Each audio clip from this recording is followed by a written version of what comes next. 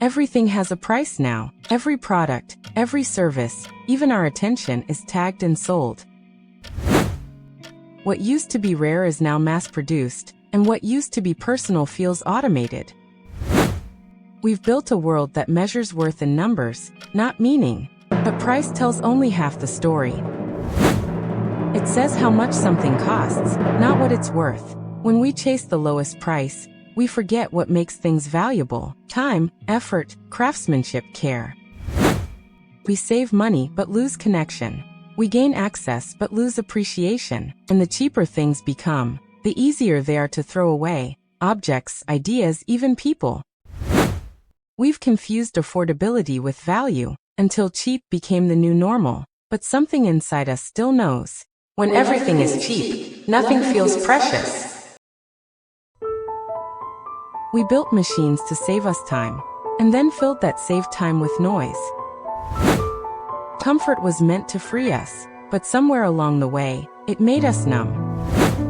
We scroll through endless options, but rarely make a real choice. We order food in seconds, but forget what it feels like to cook together. We automate our homes, but feel more disconnected inside them. We choose easy over meaningful, instant over lasting, and call it progress. Convenience became our new religion, a silent promise that everything should come fast, cheap, and effortless. But every shortcut hides a cost we don't see: a little less patience, a little less skill, a little less care. And like any illusion, the comfort we buy is borrowed, taken from the parts of life we no longer touch. Every time we tap instead of touch, scroll instead of stop, we trade connection for control. We no longer fix things, we replace them. We no longer remember, we rely on algorithms to remind us who we are. Our attention is outsourced, our curiosity, automated.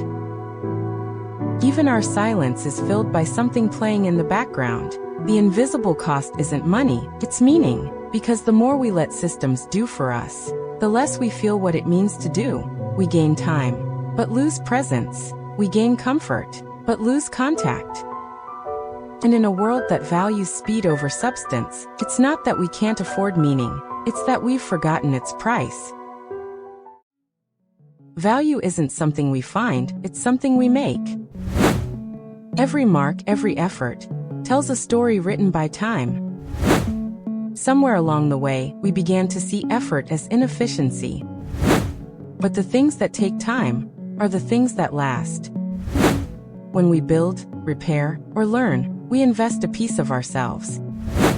That's what gives things weight, not their price, but our presence. Maybe that's why handmade things feel alive, because they carry the warmth of human time. We say time is money, but what if time is value instead? We trade hours for convenience and call it efficiency. But when we give time freely, to create, to share, to care, it becomes priceless.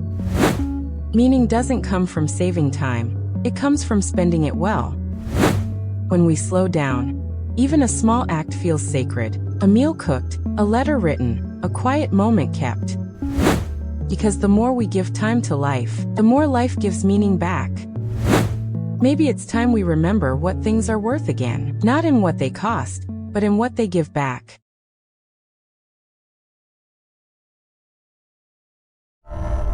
Maybe it's not too late to remember what value really means. We don't have to reject progress, only redefine what it serves.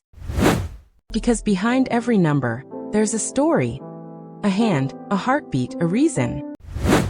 When we see only price, we reduce people to products. When we see value, we recognize humanity.